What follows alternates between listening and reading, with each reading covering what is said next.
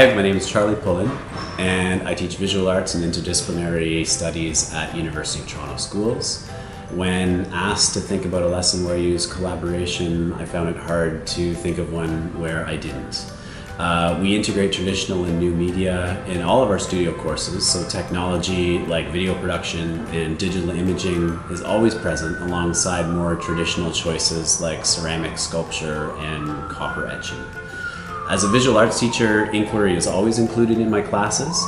The creative process is composed of many stages, including feedback, revisions, and reflections.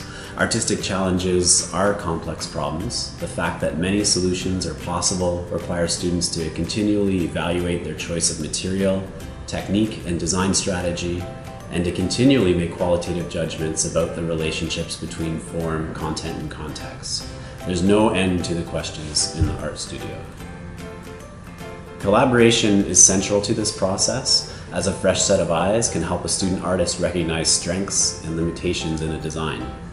My students are often engaged in peer feedback, sometimes in a formal way by responding to each other's proposals or jotting observations on post-it notes in another's sketchbook. Often it's quite natural as students talk over their projects in class. This feedback is essential and an amazing resource for students. The many perspectives that they can access in class is perhaps the most valuable learning experience they have. So one lesson where I've used technology to support inquiry recently is a comparison between the stylistic elements of two different cultural traditions in animation, Disney and anime.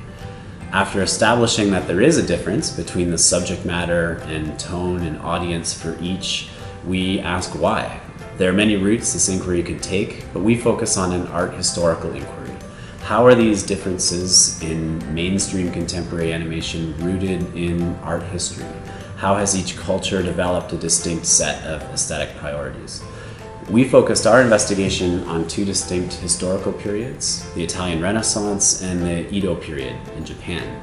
Working in teams, students investigated how selected artworks reflected the societies in which they were created. For example, why the emphasis on naturalism in the Renaissance in contrast to the emphasis on stylized minimalism in the Edo period. My goal for this task was for students to understand how artistic styles reflect social contexts.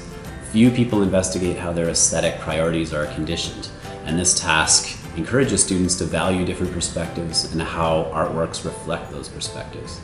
I also wanted them to have the opportunity for an assessment of learning experience and see how their peers use critical thinking. Seeing how their peers analyze an artwork helps students understand how to improve the quality of their own work.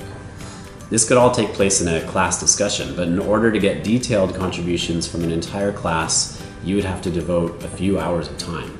Class discussions are definitely valuable, but using technology to move this discussion online enables everyone, not just the confident and chatty ones, to take part. I'm always surprised by a few students who barely manage a few sentences in class, but can make eloquent and thoughtful contributions when given the time and space that an online activity allows. I think this task went really well. The students, because they were working with online images, it really helped focus their inquiry so that they were referencing visual evidence and not getting sidetracked by other trivial considerations or contextual considerations that weren't as salient in the end. Students learned to look really carefully for visual evidence and to refer to that as they progressed with their analysis. And they learned a lot from each other. They could see the difference between really high quality analytical statements and some that needed work, and they could compare their own to that. And I think they learned a lot about how to develop interpretation and argument by seeing how other students were approaching the same task. Time in the art studio is valuable. We need the space and the time in the timetable to make a mess, to get paints out, to do printmaking, to be working in an editing suite. So classroom discussions are valuable, but students really come to an art class wanting to make something and build something and get involved in active design work. The valuable concepts and discussions that always take place in an art class technology allows us to have a little more space for them to occur. So moving this online with this interactive annotation activity supports the work we're doing in class and gives students some more time to do it. I rarely have to chase students to finish this task. They find it an engaging kind of puzzle to work on at home instead of perhaps viewing it as lost, messy design time in class. So it's been a very valuable experience for my classes.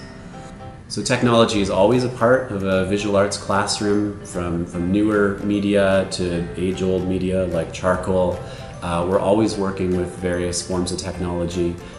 Using online technology and interactive digital technology is very helpful, and it kind of changes my role in the classroom in the sense that I don't need to be the ringleader. I don't need to be right at the front of the room directing everything that takes place.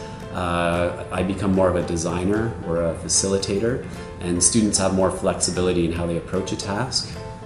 It makes the conversations a little more organic than a teacher-directed or a teacher-facilitated discussion from the front of the room.